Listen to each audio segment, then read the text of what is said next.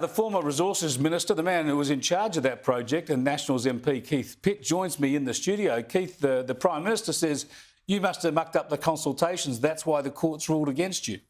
Chris, this has been an extraordinary set of circumstances. I inherited the process, which commenced almost 8 years ago. I started with some 26 plus volunteer sites.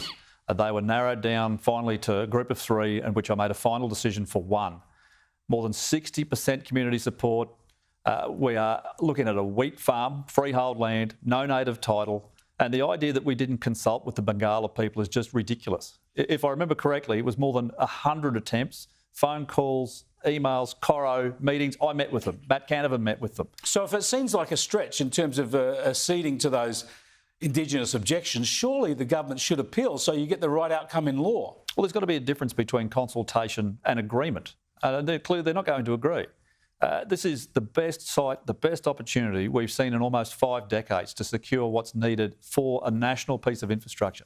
700,000 people, Chris, 700,000 patient treatments a year from nuclear medicine. We have to deal with the waste. I just find it extraordinary that Labor's walked away. I can't believe it. I've seen this unfold for at least 30 years in journalism and politics and back in the media now, and you finally have this solution and Labor's prepared to walk away from it. They could legislate or they could appeal the court decision. Why do you believe Labor want to abandon this site? Well, I think one reason is that they've sacrificed the people of Kimba, the national interest, those patients out there who need cancer treatment in the future, at the altar of the voice. I mean, that seems pretty clear to me. This is Labor's main agenda, and yet we need this piece of infrastructure. I think there is now a challenge, particularly for AUKUS. I mean, what does it say to our partners when we can't deliver a low-level radioactive waste facility, no matter a high-level one, for use when the Virginia-class subs or others come to the end of their useful life? But you are saying that this is right, that Labor thinks that when they're trying to get the voice up, they're working so closely on Indigenous issues, they can't afford to have been seen to disagree with an Indigenous objection. Well, what else could it be? I mean, seriously, what else could it be? The nation needs the facility. It's the best opportunity. The taxpayer has invested tens of millions of dollars to secure it.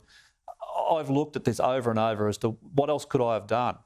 And consultation doesn't mean agreement. If the concept is that you must get agreement from every Aboriginal organisation for every piece of infrastructure, we won't build anything in this country. That's the reality. It is incredible. It is embarrassing. It is dangerous for the country. But what about this option? Woomera has always looked like the best place. There's been some standoff with Defence over it. We need a medium-level waste repository as well, and maybe with nuclear submarines we might need a high-level one. Shouldn't we now be looking at focusing on Woomera and building one massive facility in the middle of the desert? Well, I'm happy to stand corrected, but I can't think of any defence base that doesn't have native title across it right now. Right. So you've got another challenge. And this is one of the reasons that the Kimba option was the best one we've seen for decades. Freehold land, free of native title, support from the community, and a community that's been put through hell, to be honest. They are the most informed people in the country. Well, I think the nation owes a debt of gratitude to the people of Kimba. Absolutely. Because they've addressed this with a bit of maturity and good sense, and they were going to live with it. Absolutely. And Rowan Ramsey, the local member. It's just, Rowan Ramsey, we've spoken to him about it before. It is a shocker. Look, I often talk to you about matters of national electricity.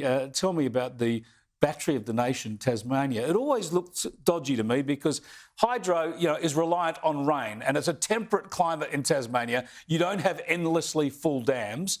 Now there's trouble with the interconnector to Victoria, and the battery of the nation's going light on for power. Well, it can't be the battery of Tasmania at the moment is the challenge. God. So I think there was an announcement in the press last week that the new interconnector, the expected undersea cable to join the mainland to Tasmania again to increase capacity, is now too expensive, so they're not doing it.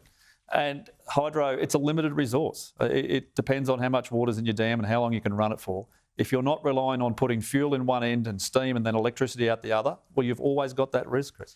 It's just explaining again why this renewables experiment is just such a national risk. We can't do it. The technology is not up to it. Just very briefly, explain in simple terms how we're being misled by AEMO and the CSIRO with their Gen Cost report pretending that renewables are the cheapest form of energy. As long as my backside points to the ground, you can't build 2 lots of generation and have it be cheaper than one. It's really that simple. It is that simple. You are spot on. For every bit of renewable energy, we need something else reliable to back it up. Plus Therefore, transmission. we're doubling all of our generation and our transmission. Thanks very much for joining us, Keith. Great to be with you. Keith Pitt there, Queensland MP and former Resources Minister.